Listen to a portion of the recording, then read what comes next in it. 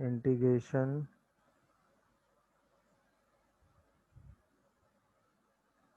Bye substitution. अब जितना भी इंटीग्रेशन आएगा वो इसी पे आएगा, ठीक है ना। अब जितना भी इंटीग्रेशन हम पढ़ेंगे उसमें सब में हम सब्स्टिट्यूशन ही यूज़ करके इंटीग्रेशन को सिंप्लीफाई करेंगे। तो सब्स्टिट्यूशन का बेसिक कॉन्सेप्ट क्या है? सब्स्टिट्यूशन दो दो तरीके से होता है। जैसे मान लो क्या होगा कि एक एफ एक्स फंक्शन होगा और साथ में उसी का डेरिवेटिव मल्टीप्लाई होगा। अब ये एफ एक्स फंक्शन कैसा भी हो सकता है, मतलब इसकी पावर भी हो सकती है या ये सिर्फ एफ एक्स फंक्शन ही हो सकता है। तो हम इसमें सब्स्टिट्यूट करेंगे जिस फंक्शन का डेरिवेटिव डीएक्स के साथ मल्टीप्लाई होगा, जिस फंक्शन का डेरिवेटिव डीएक्स के साथ मल्टीप्लाई होगा हम उसी फंक्शन को टी सब्स्टिट्यूट कर देंगे। तो हम क्या होगा कि एफ डेस एक्स डी एक्स जो है वो डी टी बन जाएगा। मेरी बात समझ रहे हो? और ये वाला फंक्शन जो है वो टी डी टी में चेंज हो जाएगा। अब इसको हम आराम से सॉल्व कर लेंगे, सही है। या फिर सब्स्टिट्यूशन में क्या हो सकता है कि ये फंक्शन किसी कंपोजिट की तरह दिया हो, जी ऑफ एफ एक्स दिया हो, समझ रहे हो, और फिर वही डेरिवेटिव के साथ dx में मल्टीप्लाई हो, तो भी हम इसमें gx को टी सब्स्टिट्यूट करेंगे। अब जो इंटीग्रेशन बनेगा वो g of T D T का बनेगा। अच्छा, ये भी एक नॉन इंटीग्रेशन होगा, मतलब integration of g x D x is non integration. मतलब अपने सब्स्टिट्यूशन को तब तक करते रहेंगे जब तक हम अपने इंटीग्रेशन को किसी नॉन इंटीग्रेशन में चेंज ना कर लें। जैसे ये किसी नॉन इंटीग्रेशन में चेंज होगा तुरंत हम इसको सॉल्व करके अपना आंसर लिख देंगे। तो टोटल सब्स्टिट्यूशन दो ही कैटेगरी में आपके सामने आएगा। अब जितनी भी डिफिकल्टी लेवल वो इसी बात की है कि ये पहली डिफिकल्टी तो इसी बात की हो जाएगी कि ये पहचानना कि किस फंक्शन को टी सब्स्टिट्यूट करना है, उसके हिसाब से कितने पोर्शन को टी सब्स्टिट्यूट करके सिंप्लीफाई करके पूरा सॉल्व करना है। ये पहचानना भी तो जरूरी है ना कि किस फंक्शन को हम टी सब्स्टिट्यूट करेंगे। ये कैसे देखेंगे कि बाकी बचे हुए में जनरल स्टैंडर्ड इंटीग्रेशन की फॉर्म बन जाए और वहां से हम अपने क्वेश्चन को सॉल्व कर लें। मेरी बात समझ रहे हो कि नहीं? दूसरा, ऐसे इंटीग्रेशन में ब्रेक करना जो भाई सब्स्टिट्यूशन करके उसको ऐसे इंटीग्रेशन में ले जाना जो नॉन फॉर्म में आ जाए, हाँ है ना। जैसे अगर हम इसमें एफ एक्स को टी सब्स्टिट्यूट करेंगे तो F dash x D x को हम क्या सब्स्टिट्यूट कर देंगे, डी टी, और यही हमारा नॉन इंटीग्रेशन फॉर्म हो जाएगा। सही है। अब देखिए जैसे एग्जांपल से हम ये बात समझते हैं। जैसे मान लो हमें इंटीग्रेट करना हो x upon two x upon x square plus three को हमें इंटीग्रेट करना है, सही है। तो अब देखो एक्स स्क्वायर को अगर हम टी मानेंगे तो उसका derivative two x D x आएगा, हाँ है ना। तो हम इसमें क्या कर सकते हैं, एक्स स्क्वायर को हम टी सब्स्टिट्यूट कर सकते हैं, तो इसका मतलब टू एक्स डी एक्स क्या हो जाएगा, डी टी। तो हम इसी एक्स डी एक्स को क्या सब्स्टिट्यूट कर सकते हैं, डी टी बाई टू। तो यही वाला हमारा इंटीग्रेशन क्या हो जाएगा, d T upon t plus three और डी टी अपॉन टू। बाद में इसी को हम इंटीग्रेट कर देंगे तो one by two L N mod of T plus three आएगा, प्लस सी आएगा। बाद में इसी टी को हम सब्स्टिट्यूट कर देंगे तो L N of X square plus three plus C आपका आंसर आ जाएगा। और स्पेसिफिक अगर देखोगे तो root under X square plus three plus C आ जाएगा। नहीं, सब प्रोसेस समझे कि नहीं, किसको टी माना ये बात समझे। अच्छा, अब ध्यान से एक चीज ऑब्जर्व करिएगा।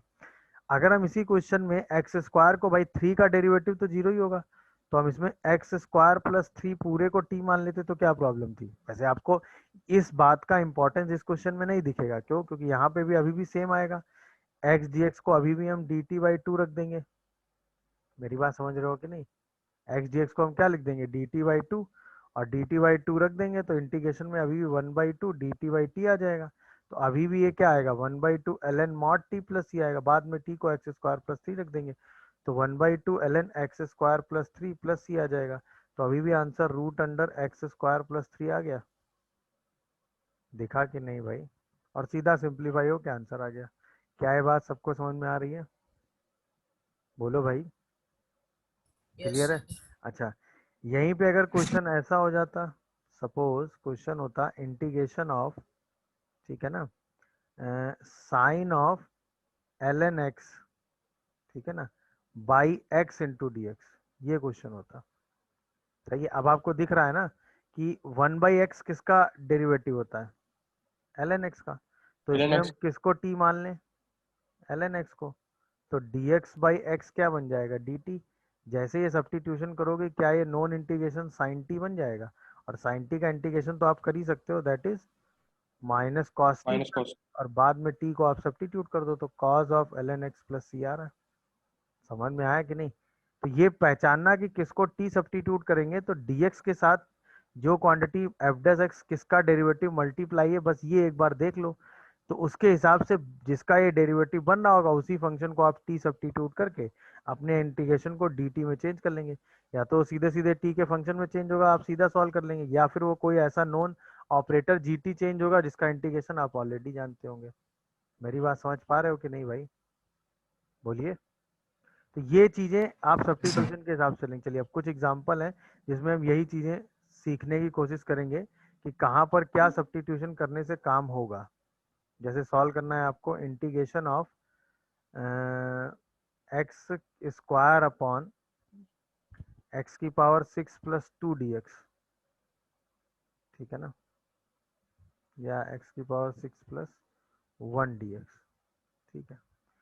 दूसरा आइए इंटीग्रेशन ऑफ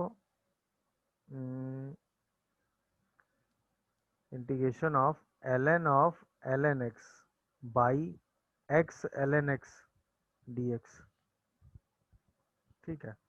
दोनों क्वेश्चन जरा सॉल्व करिए, ऑब्जर्व करिए दोनों में। पहले वाले क्वेश्चन में अगर आप एक्स स्क्वायर चाहिए तो एक्स क्यूब को टी मानना पड़ेगा, तो अगर हम इसको एक्स क्यूब का होल स्क्वायर लिख दें तो ये काम बन सकता है। अब इसी एक्स क्यूब को हम क्या मान लें, टी, तो यहाँ से एक्स स्क्वायर डी एक्स को हम क्या लिख देंगे, D T by three, substitute कर दो तो ये 1/3 D T upon T square plus one आ गया। और टी स्क्वायर प्लस वन किसका इंटीग्रेशन होता है, tan इनवर्स का, और बाद में इसी टी को क्या लिख देंगे, एक्स क्यूब प्लस सी। पहला आंसर समझ में आया सबको? आया ना भाई? बोलिए। हाँ सर। अच्छा दूसरे में भी आपको दिख रहा है किसको टी मान लें? Yes sir. अगर हम l N of L N x को ही टी मान लें तो उसी का तो डेरिवेटिव लिखा हुआ है ना, ये 1/ln x into x D x is equal to D t, क्या कहते हो? और अब ये क्या बन गया, टी डी टी, और इसी को हम क्या लिख देंगे, T square by two plus C, और बाद में इसी टी को क्या लिख देंगे, L N of L N X का whole square by two plus C. ये आपका आंसर हो गया। क्या ये फीलिंग समझ में आई किसको टी मानने से काम बना? बोलो भाई, क्या ये फीलिंग समझ में आ रही है कि किसको टी मानने से चीजें सिंप्लीफाई होके सॉल्व हो रही हैं? बताइए भाई, बोलो। चलिए यहीं पे मैं आपको थर्ड क्वेश्चन देता, एक्स की पावर 5/2 अपॉन 1 प्लस एक्स की power 7 d x. Fourth question मैं आपको देता sine 2x d x upon 3 plus 4 cos square x. अब सोचो किसको टी मानने से काम बनेगा, सिर्फ इतना ही दिमाग आपको सोच के लगाना है। हाँ, क्यों? क्योंकि भाई एक्स की पावर 5/2 है, 5/2 किसका डेरिवेटिव बन सकता है, 7/2 का। तो पहले वाले क्वेश्चन में तुरंत हमने क्या दिमाग लगाया कि भाई एक्स की पावर 5/2 इंटू डी एक्स, इसको हम 1 प्लस एक्स की पावर 7/2 का स्क्वायर लिख सकते हैं कि नहीं। अब हम एक्स की पावर 7/2 को टी मान लेते हैं, तो यहाँ से एक्स की power 5/2 d x is equal to 2/7 d t बना देगा।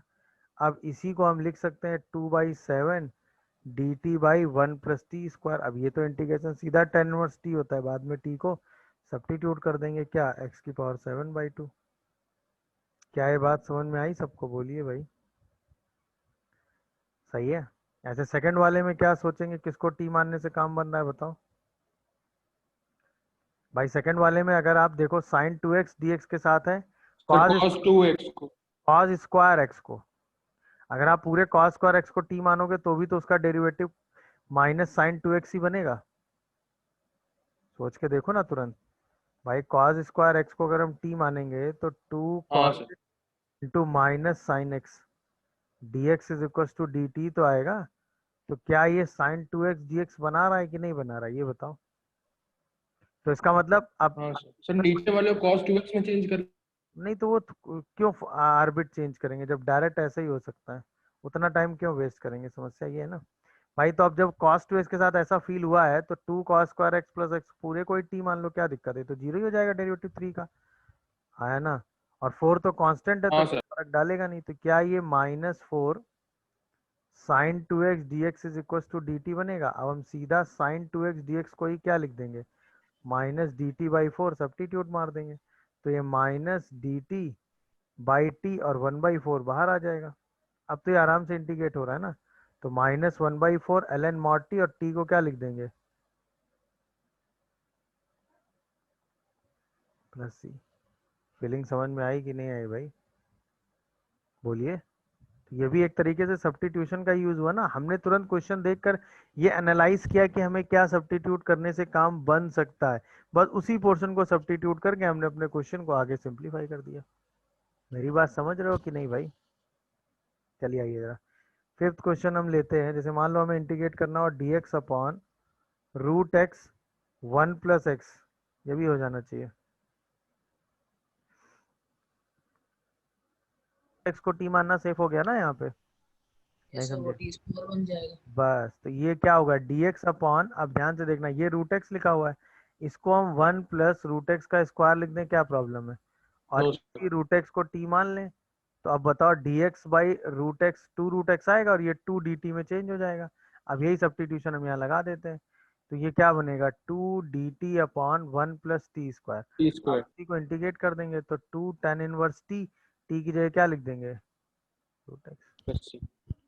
नहीं समझे बात को। ये समझ गया सर। फीलिंग कहाँ से आया कि इसी को t मानने से काम बनेगा, समझ में आया कि नहीं। तो tan x का इंटीग्रेशन अब जब भी आएगा तो आप उसको सीधे क्या लिखेंगे, ln mod sec x। cot x का इंटीग्रेशन जब भी आएगा तो आप उसको क्या लिखेंगे, ln mod sin x। sec x का जब भी इंटीग्रेशन आएगा आप उसको डायरेक्ट क्या लिखेंगे, ln mod sec x plus tan x plus c। कहीं ये आंसर इस फॉर्मेट में भी दिया होगा। तो ln mod 10π/4 - x/2 plus c। cosec x का इंटीग्रेशन आएगा तो सीधे क्या लिखोगे, ln mod cosec x minus cot x plus c, या ln mod 10x/2 plus c। और ये इंटीग्रेशन डायरेक्ट यूज होंगे। अब ये चारों रिजल्ट सब्स्टिट्यूशन से ही प्रूव होते हैं, समझ में आया ना। चलिए अब इनके प्रूफ की बात करते हैं कि चारों रिजल्ट प्रूफ कैसे हो रहे हैं, क्योंकि चारों में सब्स्टिट्यूशन का ही यूज है। जैसे मान लीजिए आपको 10x को इंटीग्रेट करना है, ठीक है ना भाई। तो क्या हम 10x को कॉस एक्स को मान। sin x by cos x लिख सकते हैं। अब आपको खुद ही फील आ रहा होगा आप cos x को क्या मान सकते हैं, t। तो टी। sin x dx क्या हो जाएगा, -dt। अरे माइनस sin x होता है ना cos x का डेरिवेटिव। तो क्या ये -dt/t आ रहा है। तो क्या हम इसको -ln mod t लिख सकते हैं, यानी हम इसको ln of mod 1/t plus c लिख सकते हैं। तो देखो ध्यान से, यही ln mod sec x plus c बन गया कि नहीं बन गया, बोलो। समझ में आया अप्रोच। चलिए ये पहला हो गया। यहीं पे अगर आप बात करते हैं कॉटेक्स की, तो कॉटेक्स का अब आप तुरंत समझ गए होंगे क्या करना है आपको। कॉटेक्स को आप क्या लिख देंगे, cos x by sin x। किसको t मानेंगे बताइए, sin x को t सब्स्टिट्यूट करेंगे तो तुरंत आपको cos x dx क्या मिल जाएगा इस बार, dt। तो अब ये इंटीग्रेशन क्या बना बताओ। तो अब ये आंसर सीधा ln mod t आ गया कि नहीं आ गया। और t की जगह बाद में क्या रख देंगे, sin x प्लस। क्या है दूसरा रिजल्ट सबको समझ में आया, हाँ या ना, बोलो भाई। ये दोनों रिजल्ट क्लियर हुए। अच्छा हुए अब सर हुए। अब हमें बात करनी है sec x के इंटीग्रेशन की। अच्छा अभी यहाँ तो यार कुछ ऐसा है नहीं भाई, किसको t माने किसको क्या सब्स्टिट्यूट करे, ऐसा तो कुछ दिख नहीं रहा है। तो इसमें हम क्या करते हैं, sec x plus tan x से ऊपर नीचे मल्टीप्लाई कर लेते हैं। अब आपको फील आने लगा होगा कि sec x plus tan x को अगर हम t मान लेंगे तो उसी ऊपर उसी का डेरिवेटिव बन जाएगा। देखो अब आप sec x plus tan x को ही क्या मान लो, t। तो ये होता है sec x tan x, है ना। और ये होता है sec स्क्वायर x। तो ये sec x plus tan x आ गया कि नहीं आ गया, dx के साथ dt। तो यही पूरी चीज dt बन गई। तो ये इंटीग्रेशन क्या बन गया, dt/t का। और dt/t का इंटीग्रेशन क्या होता है, ln mod t। तो sec x plus tan x plus c आ गया कि नहीं आ गया, बताओ मुझे, नहीं समझ रहे हो। आ गया। अच्छा अब टिग्नोमेट्री के हिसाब से आप sec x plus tan x को 1 + sin x by cos x लिख सकते हो। इसी के हिसाब से आप इसको लिख सकते हो cos x/2 minus sine x by two upon cos x by two plus sine x by two.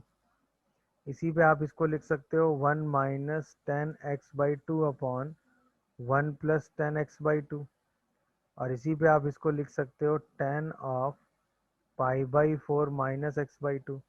तो यही इंटीग्रेशन आपका l N mod tan of pi by four minus x by to भी बन जाएगा कि नहीं, ये बताओ।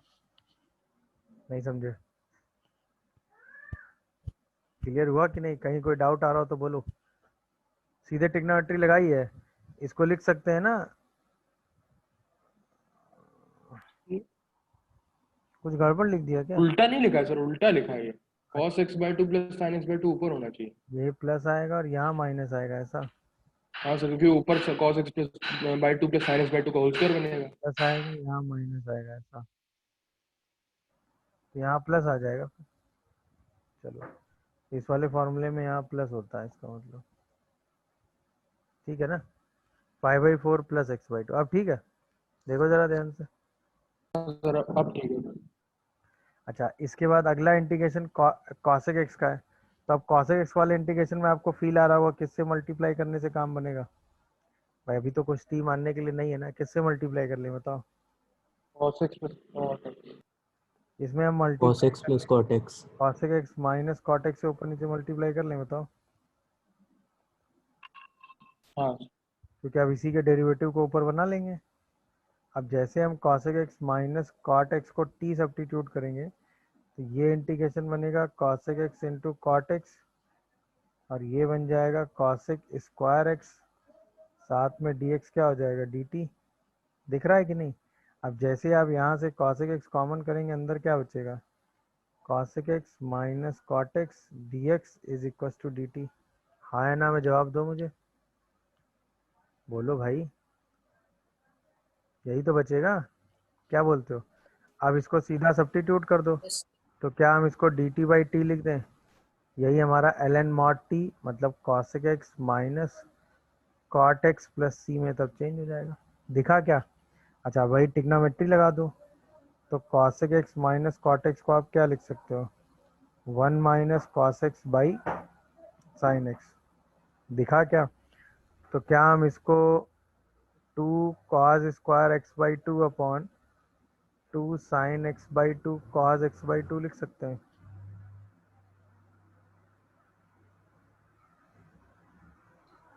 Yes sir.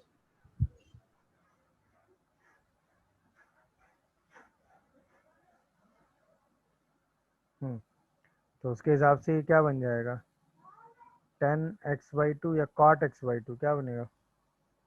से ऊपर cot x. Two sine square x। इतना ट्री गलत हो जा रहा है ना। ऊपर आएगा 2 साइन स्क्वायर x/2 और नीचे आएगा 2 साइन x/2 cos x/2। ध्यान देते रहिएगा भाई। अब इसको हम 10x/2 लिख सकते होंगे। तो यही वाला integration L N yes mod sir, 10x/2 plus C में चेंज होगा कि नहीं, बोलो।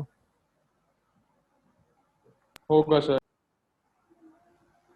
तो क्या ये सारे स्टैंडर्ड इंटीग्रेशन है? अब आप इसको डायरेक्ट यूज कर सकते हैं कि नहीं? तो ये सारे इंटीग्रेशन आप डायरेक्ट यूज कर सकते हैं। समझ में आए कि नहीं आए? रिजल्ट वाइज ये सारे इंटीग्रेशन आप क्वेश्चंस में डायरेक्ट यूज कर सकते हैं, इसमें कहीं कोई प्रॉब्लम नहीं है। जरूरत है, जैसे मान लीजिए मैं आपसे सिंपल एक सवाल पूछूं कि आपको यही इंटीग्रेशन करना है। पहला सॉल्व करना है आपको integration of sec square 2x plus three. जरा इसका इंटीग्रेशन बताओ। ये तो सीधा बता दो। सेक स्क्वायर का इंटीग्रेशन 10 होता है, हाँ या ना बोलो। tan 2x plus 3/2। 1/2 आ जाएगा ax प्लस बी की वजह से, और ये integration 10 of 2x plus three आएगा। याद आया कि नहीं भाई? अरे बोलो। अच्छा, अब मान लो ये आप जो 1/a वाला कॉन्सेप्ट आपने पढ़ा था ना पिछली क्लास में, याद है आपको?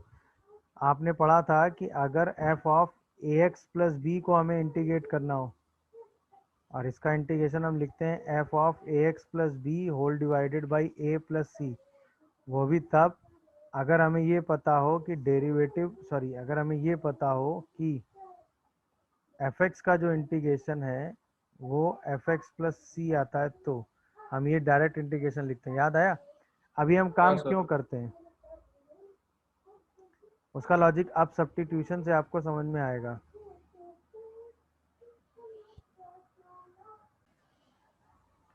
भाई इसी में आपने ax प्लस बी को क्या सब्स्टिट्यूट किया होगा, t।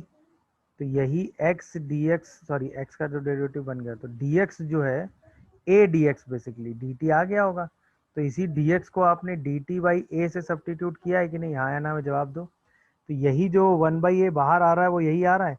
अच्छा, अब ये एफ टी डी टी बन रहा है, और अगर एफ एक्स डी एक्स का इंटीग्रेशन कैपिटल एफ एक्स है तो एफ टी का इंटीग्रेशन क्या होगा भाई, capital F of T plus C हो जाएगा कि नहीं, हाँ या ना में जवाब दो। बाद में इसी टी को आप क्या सब्स्टिट्यूट कर दोगे, ए एक्स प्लस बी। तो वही ए एक्स प्लस बी आ रहा, बार बार ये सब्स्टिट्यूशन लीनियर में लगाने का तो कोई मतलब है नहीं, तो इसीलिए हम सीधे 1/a से डिवाइड करके काम चला लेते हैं। तो समझ में आया भाई, यहाँ पे हम इसी 2x प्लस 3 को t मानते तो 1/2 बाहर आया था और सेक स्क्वायर t का इंटीग्रेशन 10t हो जाता, हाँ या ना। बट ये काम हम बार बार इसीलिए नहीं कर रहे हैं क्योंकि डायरेक्ट तो ऐसा ही हम कर सकते हैं ना, बोलो। तो लीनियर टर्म अगर x की जगह लिखा हुआ है तो 1/a से डिवाइड करके हम काम बना सकते हैं।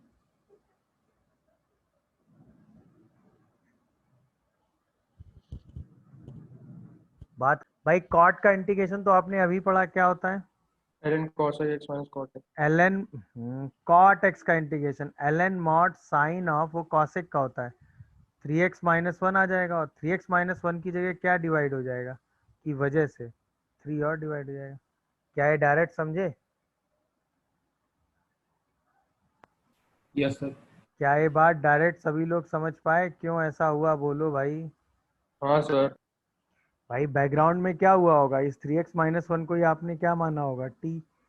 तो dx को आपने क्या रखा होगा, dt बाई थ्री। तो ये इंटीग्रेशन क्या बना होगा, 1/3 cot T D T by three. फिर आपने इसी को क्या लिखा होगा, 1/3 ln mod sine T plus C. बाद में इसी टी को क्या सब्स्टिट्यूट किया होगा, 3x माइनस वन। बैकग्राउंड समझ में आया क्या हुआ। तो अब ये काम तो हम ax प्लस बी के केस में डायरेक्ट कर सकते हैं ना, क्योंकि कॉट का हमें इंटीग्रेशन डायरेक्ट पता होता है, और ax प्लस बी रखने से क्या चेंज आता है वो हमको पता ही है। तो बस हम ये इंटीग्रेशन डायरेक्ट लिख सकते हैं। मेरी बात समझ पा रहे हो कि नहीं यार, बोलो। Yes sir. Yes sir. Good. अब यहीं पे आइए, अगर यहीं पे हमें सेक ऑफ 4x को इंटीग्रेट करना होता तो आंसर क्या लिखते हैं, गलत नहीं होना चाहिए आंसर। क्विक, सेक का इंटीग्रेशन पता होता है ना, ln sec x plus 10x। अब x की जगह 4x आ गया, तो 4x आने से कोई फर्क पड़ेगा बोलो, सिर्फ 1/4 से और डिवाइड हो जाए, क्योंकि 4x को ही हम t मानेंगे, तो 1/4 से और डिवाइड हो गया। अरे हाँ या ना में जवाब दो यार। और क्या ये yes sir. ln mod sec 4x plus 10 4x plus C आ गया। अगर आप जरा भी कॉन्फिडेंस फील नहीं करते हैं तो आप तुरंत इसको t मान लिया करो, सही है। और dx को क्या लिख दिया करो, dt बाई फोर। और फिर इंटीग्रेशन किसका हो जाएगा, sec t 1/4 dt का। और फिर इसी को क्या लिख दोगे, 1/4 ln mod sec t plus 10t और प्लस c, और इसी को सब्स्टिट्यूट कर दोगे। क्या ये बात सबको समझ में आ रही है, ये बताओ। बाद में सी टी को 4x रख के कर देंगे, बट ये काम हम इतने स्टेप में क्यों करेंगे, एक्स प्लस बी वाला जब कॉन्सेप्ट है हमारे पास, तो सीधा उसी से सब्स्टिट्यूट करके काम क्यों नहीं चलाएंगे, ये बताओ। क्या ये बात सब लोग समझ रहे हो, गुड। यहाँ तक कोई कंफ्यूजन हो तो बोलो भाई। सही है, तो अब इस तरह का इंटीग्रेशन आपको दिया जाएगा तो आप सॉल्व कर लोगे कि नहीं, ये बताओ। चलिए, अब ट्रिग्नोमेट्री में और आते हैं। अगर मान लीजिए आपको इंटीग्रेट करना हो इसको, इसको sine A X sine B X को, या इंटीग्रेशन करना हो cos A X into cos B X को, या इंटीग्रेशन करना हो साइन ए एक्स और कॉस बी एक्स को, मतलब एक टर्म साइन का हो एक टर्म कॉस का हो, और ये आपस में मल्टीप्लाई हो, इनमें से किसी का इंटीग्रेशन करना हो तो cos trigonometry. a plus b वाले फॉर्मूले लगा दो, cos और sin वाले। हाँ, तो इसमें हमने वो फॉर्मूले पढ़े हैं ना, कौन कौन से फॉर्मूले यूज करेंगे बताओ। अगर दोनों टर्म किसके हों, साइन के हों, अगर दोनों टर्म किसके हों, साइन के हों, तो जैसे साइन ए साइन बी होता है तो इसको हम क्या लिख देते हैं, cos of A minus b plus, या सॉरी माइनस साइन में माइनस आएगा ना, minus cos of A plus B whole divided by 2। अच्छा, अगर दोनों टर्म कॉस के हों तो भी हम इसको कॉस में चेंज करेंगे, तो cos a minus b plus cos a plus b by 2। हाँ है ना, ध्यान देते रहिएगा। और अगर एक टर्म साइन का और एक टर्म कॉस का हो तो सबसे पहले साइन वाला लिखेंगे फिर कॉस वाला लिखेंगे, ठीक है ना। तब ये रिजल्ट क्या आएगा, sine of A plus b plus sine of A minus b by 2। और ये यूज करके अपने इंटीग्रेशन को दो दो पार्ट में ब्रेक करके सिंप्लीफाई कर लेंगे। तो जब भी हमें इस तरह के टर्म्स को इंटीग्रेट करना हो जिसमें साइन कॉस के टर्म आपस में मल्टीप्लाई हो रहे हैं, तो उसको इंटीग्रेट करने के लिए हम यही रिजल्ट यूज करेंगे। अब इसको ध्यान में कैसे रखना है, अगर दोनों सेम टाइप के टर्म मल्टीप्लाई हो रहे होंगे यार, साइन साइन या कॉस कॉस, तो हम कॉस वाला रिजल्ट लगाएंगे, समझे। Cos a plus B, sign वाले में माइनस लगा देंगे और कॉस कॉस वाले में प्लस लगा देंगे, तो cos a minus B minus cos a plus b by 2, और cos a minus b plus cos a plus b by 2। और अगर एक साइन और एक कॉस का टर्म होगा तो साइन वाला पहले लिखेंगे, कॉस वाला बाद में लिखेंगे, और फिर साइन का रिजल्ट लगा देंगे, sine a plus b plus sine a minus b by 2। तो सारे स्टैंडर्ड इंटीग्रेशन में ब्रेक हो जाएगा। सिंप्लीफाई करके हमें जैसे सॉल्व करना होगा हम उसको सॉल्व कर ले जाएंगे। क्या ये बात समझ रहे हो। तो जब भी इस टाइप के इंटीग्रेशन करने होंगे तो हम ये वाला रिजल्ट सीधा ट्रिग्नोमेट्री यूज करके सिंप्लीफाई कर लेंगे। हाँ है ना में जवाब दो। जैसे एग्जाम्पल वाइज मान लीजिए आपको सॉल्व करना है साइन 4x इंटू कॉस 7, क्या कॉस 7 छोड़ो, पहले साइन 7x ले लो, इंटू साइन 7x, तो क्या करोगे बोलो भाई। दोनों टर्म साइन में ही दिख रहे हैं, तो हम इसको ब्रेक करके क्या लिखेंगे, cos of A minus B minus cos of A plus B और होल डिवाइडेड बाई 2। ये समझ रहे हो कि नहीं, कॉस के अंदर वैसे ही माइनस का कोई फर्क नहीं पड़ता। आप ये बताओ 1/2 क्या हम cos 3x का डायरेक्ट इंटीग्रेशन कर सकते हैं, सोच के जवाब दो। बिल्कुल कर सकते हैं। क्या हम cos 11x का डायरेक्ट इंटीग्रेशन कर सकते हैं, बिल्कुल कर सकते हैं। अब बताओ cos 3x का इंटीग्रेशन क्या आएगा बोलो, अरे जल्दी बोलो यार। 1/3 साइन 3x आएगा कि नहीं, Yes, sir. और इसका इंटीग्रेशन 1/11 साइन 11x आएगा और इसी में c लगा देंगे। हाँ या ना भाई, cos का इंटीग्रेशन क्या होता है साइन x, और 3x की जगह 3x की वजह से 1/3 और डिवाइड हो जाएगा। cos 11x का cos x का इंटीग्रेशन साइन 11x होगा, और 11x की वजह से 1/11 मल्टी डिवाइड हो जाएगा। मेरी बात समझ रहे हो कि नहीं मैं क्या बोल रहा हूँ, अरे बोलो यार। अच्छा यस यहीं सर समझ रहे। यहीं पे मैं आपसे क्वेश्चन पूछूं कि sign 4x into cos 7x, तब क्या करोगे। मैंने बताया ना, साइन का टर्म पहले रखेंगे, कॉस का टर्म बाद में। अब दोनों डिफरेंट है तो हम फॉर्मूला किस में लगाएंगे, साइन में। तो हम इसको क्या लिखेंगे, sine 1/2 sine of A plus B और plus sine of A minus B. अब की ए माइनस बी की वजह से -3x आएगा कि नहीं, अरे बोलो यार, कोई कंफ्यूजन हो तो बताओ। तो अब ये इंटीग्रेशन क्या बनेगा, 1/2 integration of sine 11x dx minus sine 3x dx। क्या कहते हो भाई, और अब इसी को सॉल्व कर लो। अब साइन x का इंटीग्रेशन क्या होता है बताओ, Minus माइनस को कॉस एक्स। साइन x का इंटीग्रेशन क्या होता है बताओ, माइनस कॉस एक्स। तो अब ये आंसर आ जाएगा। क्या है मेरी बात समझ पा रहे हो। अच्छा यहीं पे अगर एक से ज़्यादा टर्म आ जाए, जैसे आ जाए आपका cos x cos 4x sine 5x dx, अब क्या करोगे बोलो। तो 3 टर्म आ गए, तो पेयर बना लेंगे। पहले 2 में लगाएंगे फिर उसको हाँ, तीसरे के साथ। अब पहले 2 में लगा के उसको ब्रेक कर लो, फिर तीसरा इन्वॉल्व कर लो। अब वो चॉइस आपकी है, आप कोई भी 2 पहले उसमें फ्रेम में सेलेक्ट कर लो। आप इन दोनों को सेलेक्ट करके इसको बाद में इन्वॉल्व कर सकते हो, समझ रहे हो। आप इन दोनों को सेलेक्ट करके इसको बाद में इन्वॉल्व कर सकते हो, आप इन दोनों को सेलेक्ट करके इसको बाद में इन्वॉल्व कर सकते हो। तो वो चॉइस है आपकी, कोई भी दो। क्योंकि हमें पेयर बनाने के लिए ऐसे टर्म्स मल्टीप्लाई होंगे, तो पेयर बनाने के लिए हमें कोई भी 2 टर्म चाहिए ना, या तो दोनों साइन हो या दोनों कॉस हो या साइन और कॉस हो। उसके हिसाब से हम आप आराम से इंटरचेंज कर ही ले रहे हैं। नहीं समझे कहानी, आप बताओ क्या करोगे। सबसे पहले इन्हीं दोनों को कंबाइन कर लेते हैं, तो ये इंटीग्रेशन क्या बनेगा बताओ।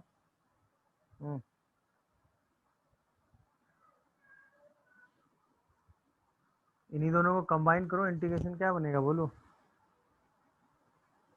अरे कोई जवाब दो भाई। Sign 3x minus sign 5x आ रहा है क्या? बोलना भाई। हाँ सर यही और फिर साइन 5x और मल्टीप्लाई हो जाएगा। अच्छा 1/2 sign 3x into sine 5x आएगा माइनस 1/2 साइन स्क्वायर 5x आएगा। और साइन स्क्वायर 5x को तो हम कॉस 2x में चेंज कर ही सकते हैं। नहीं समझ रहे हो? इसको फिर से चेंज करेंगे तो ये क्या आ जाएगा, cos 2x cos 2x minus cos 8x। By 2। बोलते जाना भाई। और इसको चेंज करके हाँ लिखेंगे सर। तो ये 1 प्लस कॉस 10x हो जाएगा कि नहीं? हाँ या ना जवाब दो। अब तो सारे नॉन यस सर। इंटीग्रेशन में ब्रेक हो गए। ये हो गया cos 2x dx का इंटीग्रेशन, ये हो गया cos 8x का इंटीग्रेशन, और ये 1/4 का अलग इंटीग्रेशन, और ये इंटीग्रेशन हो गया cos 10x का अलग इंटीग्रेशन। अब तो सारे इंटीग्रेशन आपको आराम से पता है। बोलो भाई। तो ये इंटीग्रेशन 1/8 साइन 2x आएगा, ये इंटीग्रेशन 1/32 साइन 8x आएगा, ये x/4 आएगा, और ये इंटीग्रेशन 1/40 साइन 10x आ जाएगा। और इसी में प्लस सी लगा के आंसर लिख देंगे। समझ में आया ना? अब ऐसे कितने भी टर्म साइन कॉस में आपस में मल्टीप्लाई होते चले जाएं, आप उनका आराम से इंटीग्रेशन इजीली सिंप्लीफाई करके लिख सकते हो। ये क्या रहेगा, cos 3x minus cos cos 3x 5 plus cos 5x. By 2 आएगा। और ये क्या बनेगा, sign 5x into d x. और फिर इसको इंटरचेंज करेंगे दो पार्ट में तो ये आएगा 1/2 cos 3x साइन 5x, और इसको चेंज करेंगे तो 1/2 साइन 5x और cos 5x। अब सही जा रहा है ये।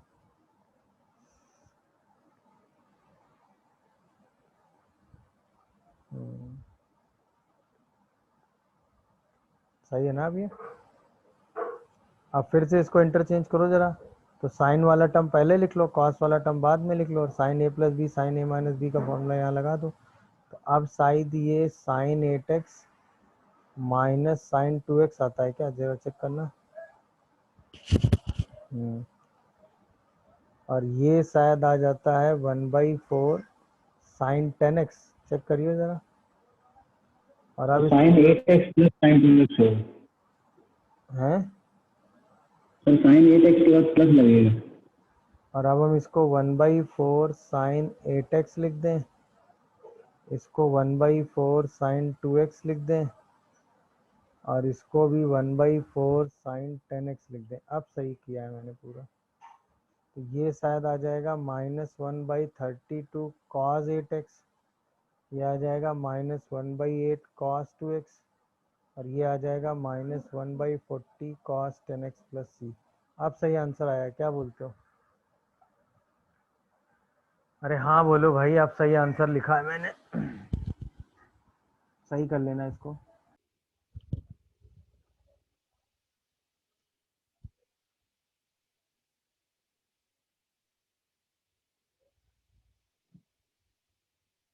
अरे सोचो, ऐसे भी तो सोच सकते हैं इसी से हम। भाई दोनों पावर ऑड है तो किसी एक को हम, किसी एक से हम साइन बाहर कर लें।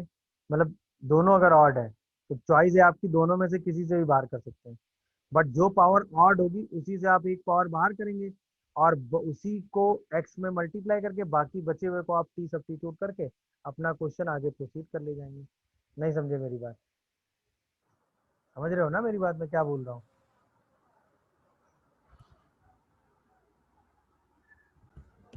अबे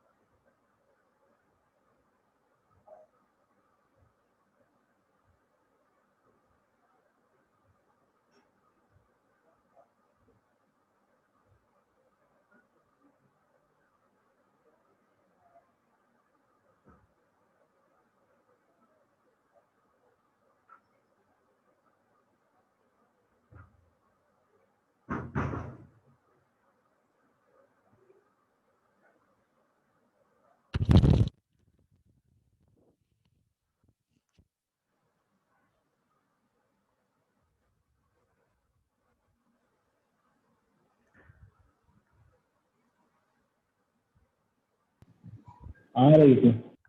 तो बस इसको सॉल्व कर लिया होगा ना, फिर किसको टी माना बताओ, साइन एक्स को। तो cos x dx से dt हो गया होगा। अब इसी में आपने इसको सिंप्लीफाई कर दिया होगा, तो ये तो सीधा टी क्यूब बना होगा, और ये शायद 1 माइनस टी स्क्वायर का होल स्क्वायर आ जाएगा क्या, बोलो।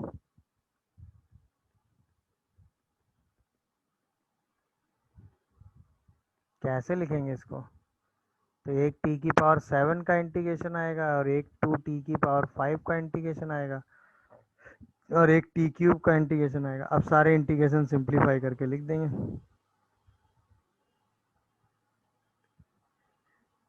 हाँ या ना में जवाब दो भाई, बोलते जाइएगा भाई, कोई कंफ्यूजन आ रहा हो तो जो भी ऑड पावर में टर्म्स होंगे उसके हिसाब से आप उसको ब्रेक करके लिख सकते हैं। तो अगर दोनों ऑड होंगे तो किसी को भी चॉइस है आपकी, किसी को भी ले सकते हैं। बट अगर एक ऑड होगा तो क्या करोगे, बोलो भाई। अब अगर एक ऑड होगा तो क्या करेंगे, बोलो।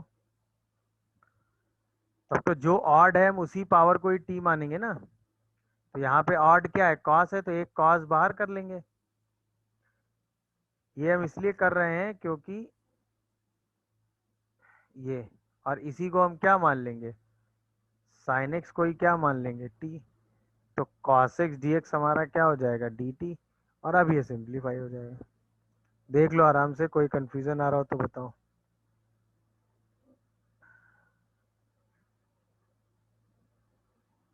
बोलो भाई। और अभी आराम से सिंप्लीफाई हो रहा है कि नहीं।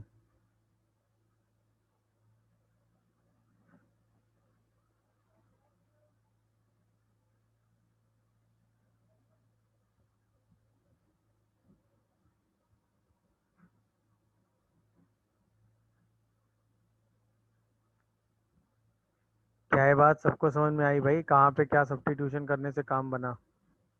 तो जब यस सर। दोनों में से कोई एक ऑड हो तो क्या करेंगे, ये बात क्लियर हो गई।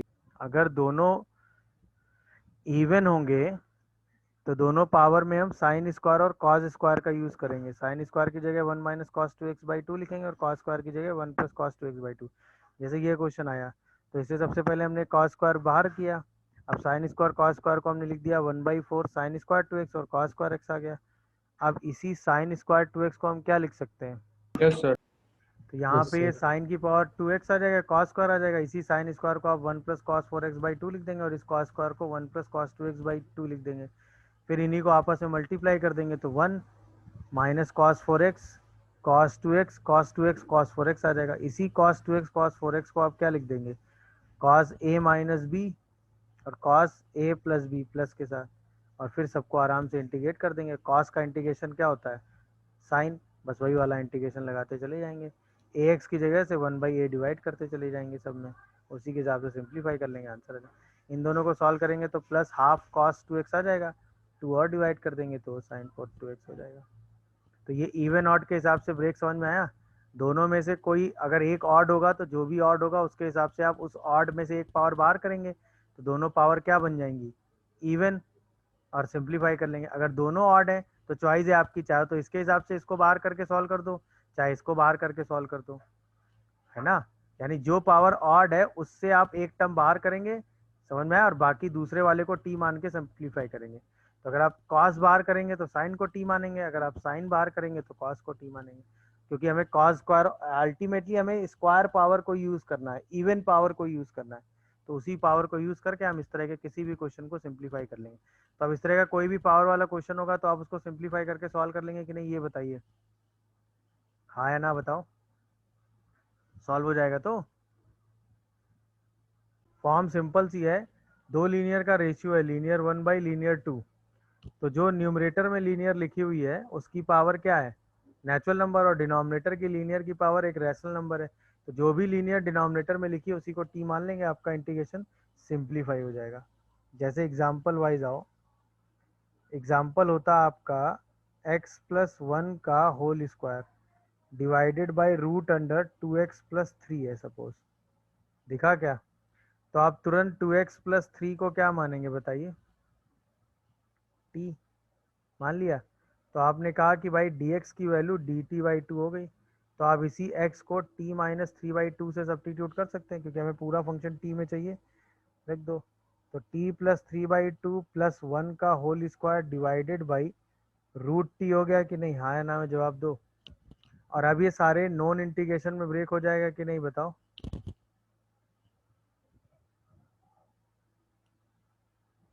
बोलो भाई। अब ये t माइनस 1 का इंटीग्रेशन हो गया कि नहीं?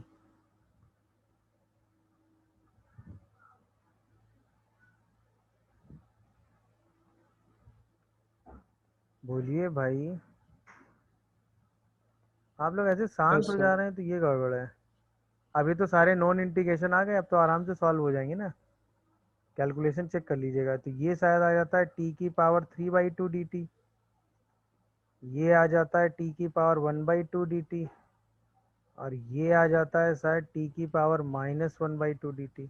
अब तो आराम से सॉल्व हो रहा है। इसका इंटीग्रेशन क्या आएगा?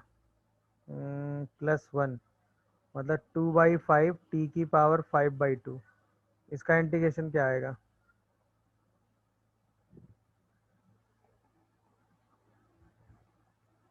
और इसका इंटीग्रेशन क्या आएगा बताओ?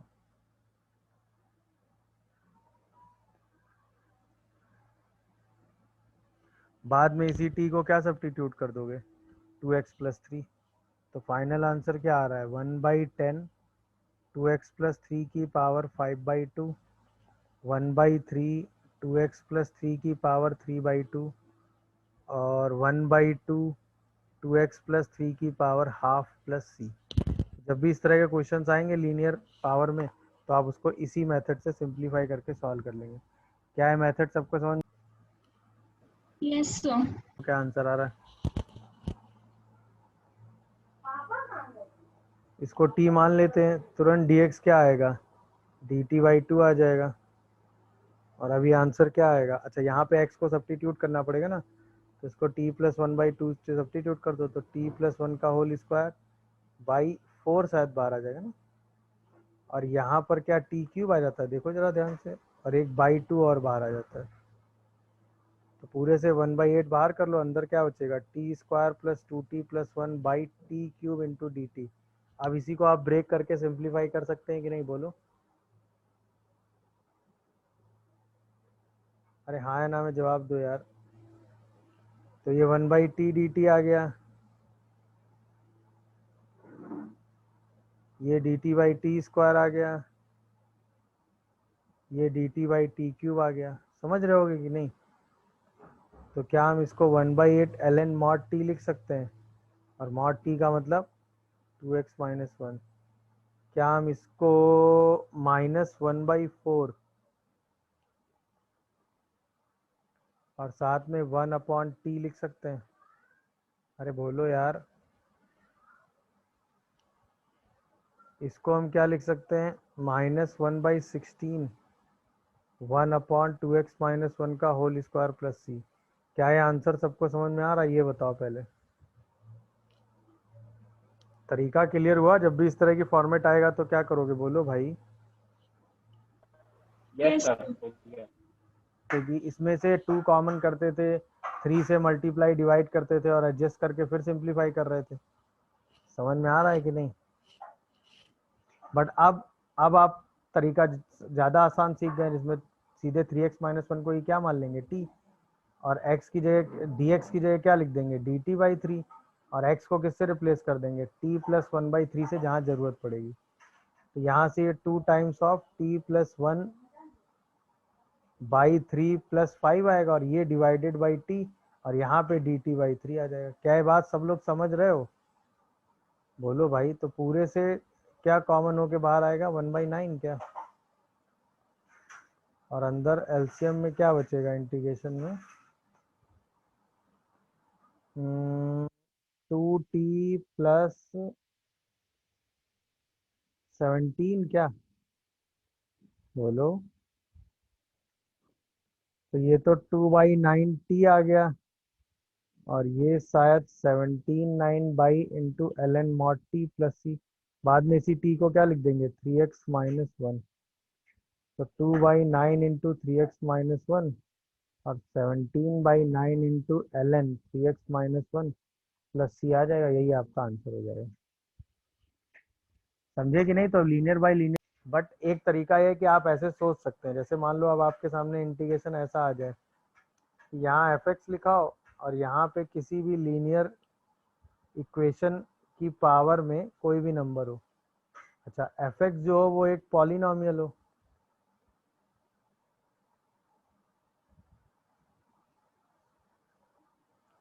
सही है ना?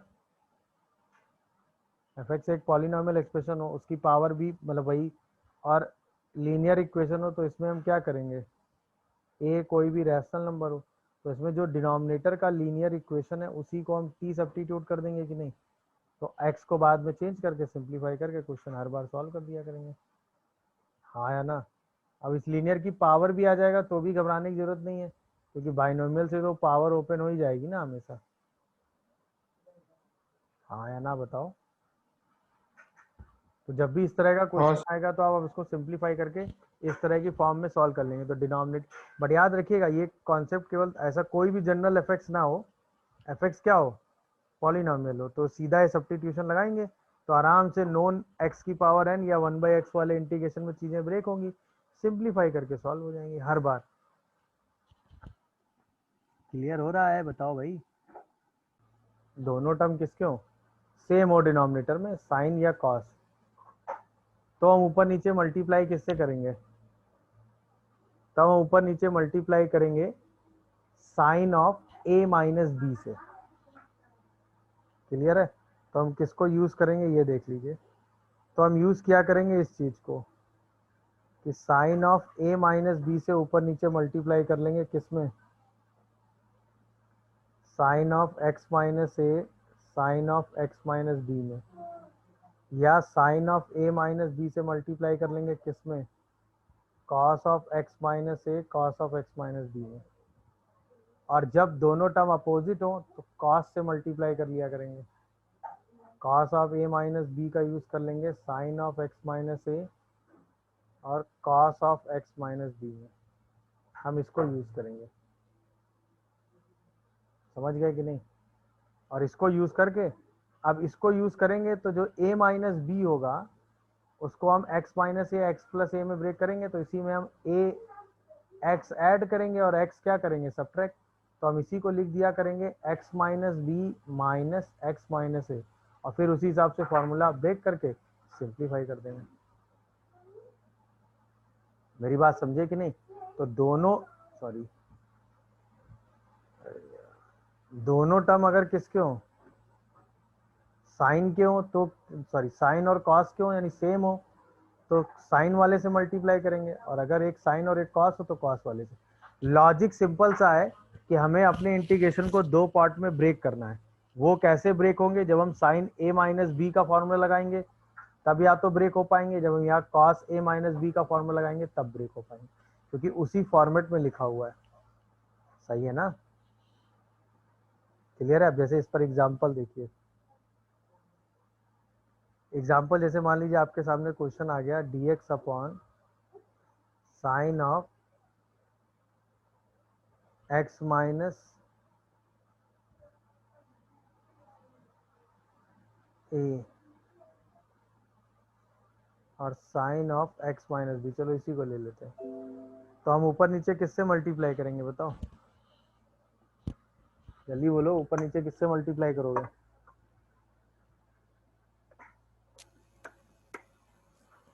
बोलिए भाई। Sine a minus cos of a minus, दोनों सेम टर्म है ना, जब दोनों सेम टर्म होंगे तो साइन से मल्टीप्लाई होगा ना। नहीं समझे? और a माइनस बी को ही हम क्या हाँ लिख हाँ देंगे, x minus b x minus a. ये याद करने की जरूरत आपको नहीं पड़ेगी कि आप इसको याद करेंगे। समझे? आए? दो चार बार आप इस टाइप के क्वेश्चन प्रैक्टिस करेंगे तो अपने आप दिमाग में सेट हो जाएगा कि ये काम क्यों करेंगे। अब जैसे ये ब्रेक होगा तो ये क्या बनेगा, sine of x minus b into cos of x minus a, minus sine of x minus a into cos of x minus b, और ये होल डिवाइडेड बाई दोनों टर्म साइन के एक साथ है। अब देखो दोनों साइड इंटीग्रेशन कॉट का बनना है कि नहीं? अरे बोलो यार, जब पहली बार ब्रेक करोगे तो क्या कैंसिल हो जाएगा?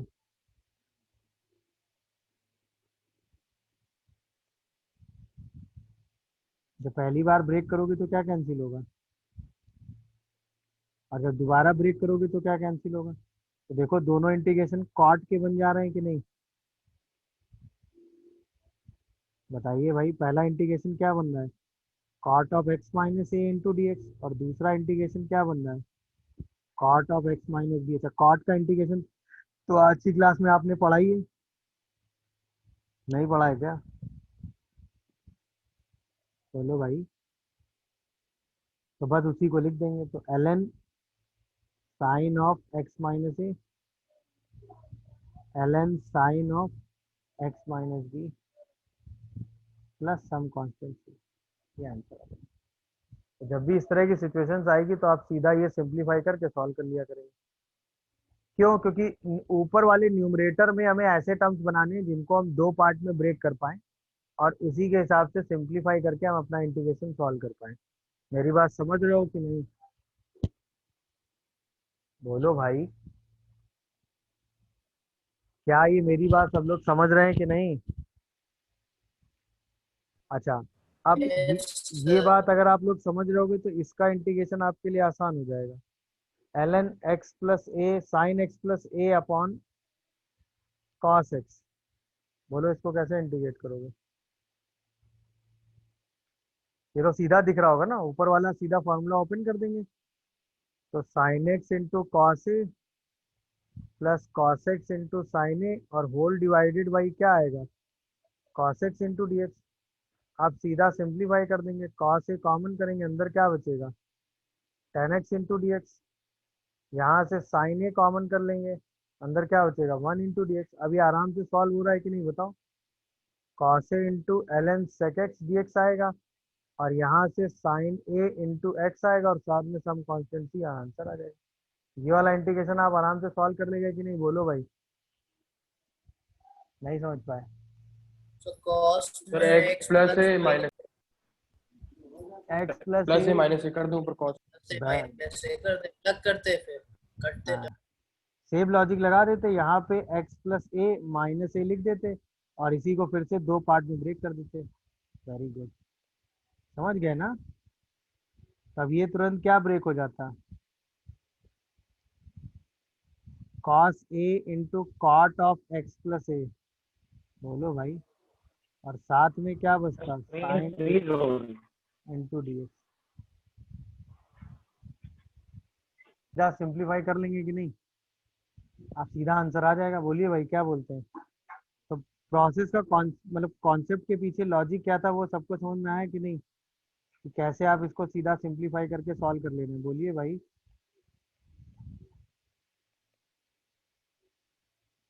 हाँ या ना? अच्छा, इसको आप ऐसे भी सोच सकते थे, मतलब ऐसा कोई तरीका नहीं, आप ऐसे भी सोच सकते थे कि एक्स प्लस ए को टी मान लें, तो डी एक्स को डी टी लिख दें, और बाद में टी एक्स को क्या लिख दें? बोलो, डी एक्स को डी टी लिख दो, और बाद में एक्स को क्या लिख दो? टी माइनस ए। तो आप वो भी सब्स्टिट्यूशन लगा सकते थे, तो ये टी माइनस ए, और ये पूरा क्या बन जाता? टी।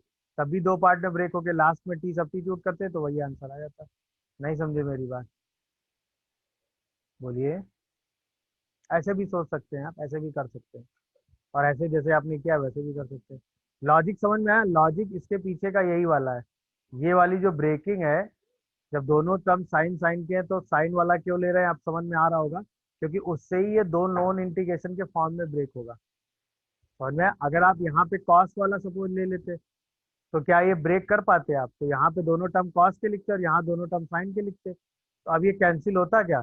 नहीं होता। तो ये दोनों नॉन इंटीग्रेशन कॉट में ब्रेक नहीं होता, और आप इंटीग्रेशन सॉल्व नहीं कर पाते।